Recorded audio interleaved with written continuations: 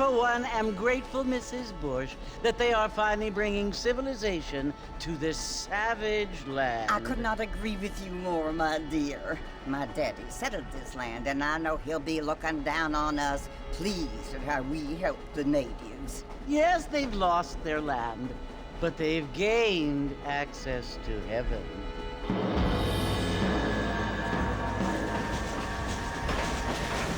But Father, do you mean unless an innocent receives communion, they're destined to go to hell? That hardly seems fair. What I mean to say, Jenny, is that there is a great deal of difference between an innocent and a savage. I never thought of it that way. Yes, they lived like animals, but they're happier now.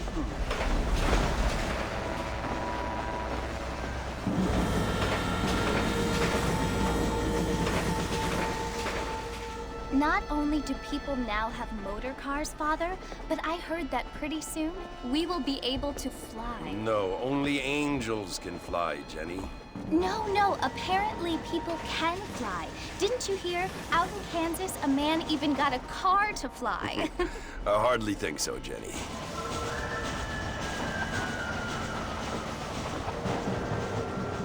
Apparently, Mr. Johns wants to run for governor, which is why he's so concerned with cleaning up the state. Nate Johns. Yes. His family is nothing but hillbilly trash that came here after the war. I don't want to be judgmental, but this state should not be ruled by such a disgusting family. A family without class. Apparently. The Johns family have made a lot of money, and he has a lot of friends in politics. Mrs. Bush, money isn't everything. There are many things that money cannot buy. It seems that money can buy voters, though.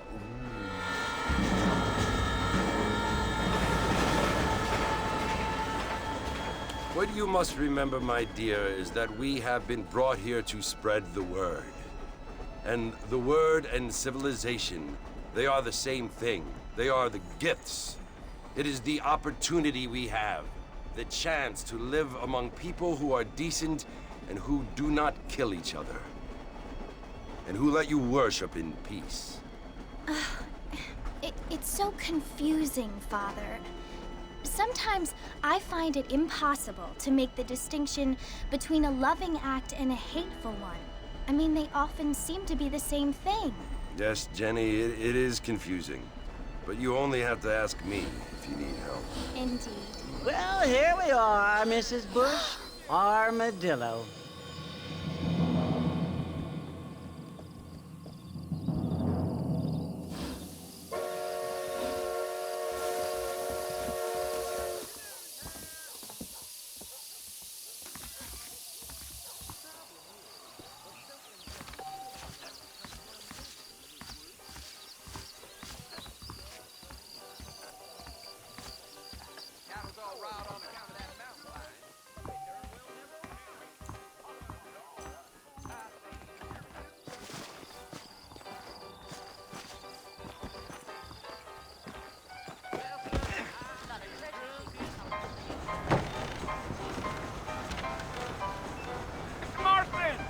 Mr. Marfin, over here!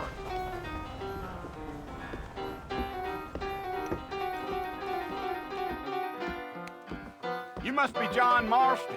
Sometimes. I'm Jake. Your friends from Blackwater hired me to guide you. They ain't my friends, but pleased to meet you, Jake. I got the horses saddled up and ready out front.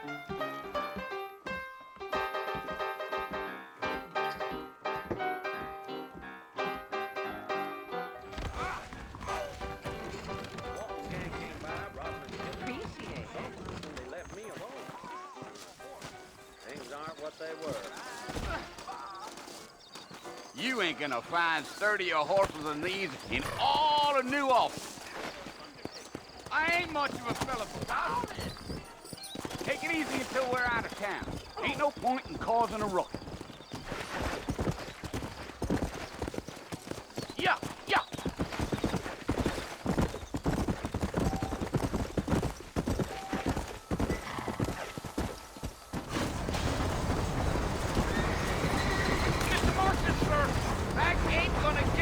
fort no quicker.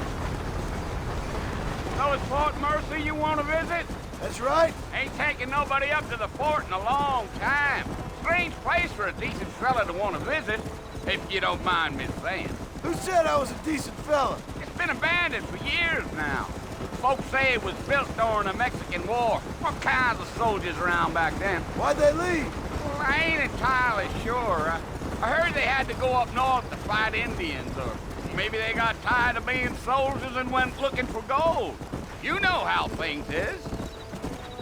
So what are you doing up at the fort? I'm looking for an old friend. Well, like I says, you ain't gonna find many folk around those parts these days. Those you do find are about as sociable as an ulcerated back tooth. I mean, I ain't one to judge a man by the company he keeps, but... Well, he ain't been friends for a long time.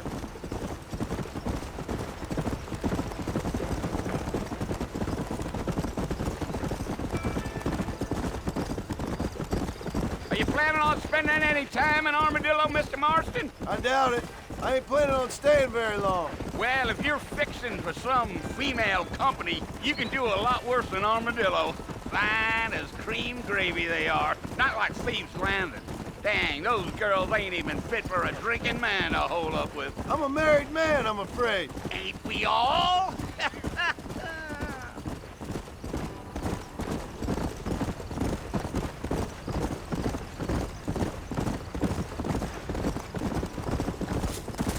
Yeah, so it was the marshal who hired me. Lee Johnson, do you know him? I think I heard his name. Says he got a telegram from some Blackwater big bugs asking for a guide. I guess it's none of my business. That's right.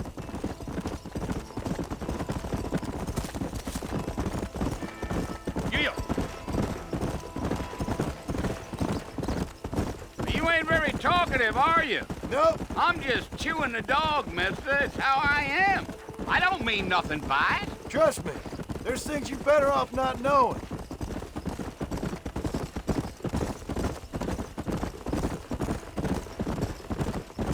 I'll tell you, Mr. Marston, those coyotes eat better than I do. Not far now, Mr. Marston. The fort's just over this hill.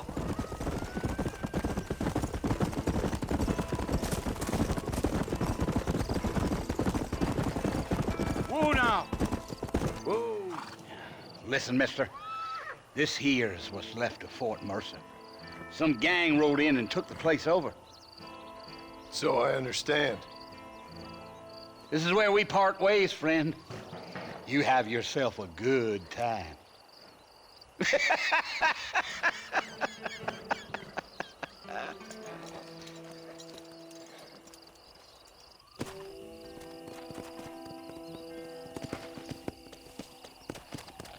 Let's go.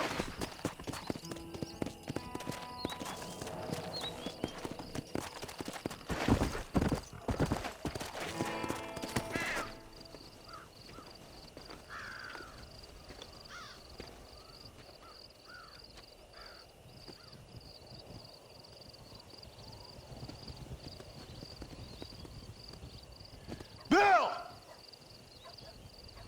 Bill, I've come for you! Bill Williamson! Come out here right now! Go away now, John. Don't make me kill you. Nobody needs to kill anyone, Bill. You must think I was born yesterday. You always did think I was an idiot. That ain't fair, Bill. You were as my brother. I've come to try to save you. Oh. Do I look like I need saving? Bill, please. They want to kill us all. I can help you. Well, you never tried to save me before. You only seemed to save yourself. Bill, I implore you think about this. You implore me? You implore me? You always were one for fancy words. Oh. Well, things are different now, John. Now I'm in charge! No more Dutch! And no more you. Implores. I implores you to go back and tell them to send someone just a little bit more impressive next time. Well, Oh. Poor John.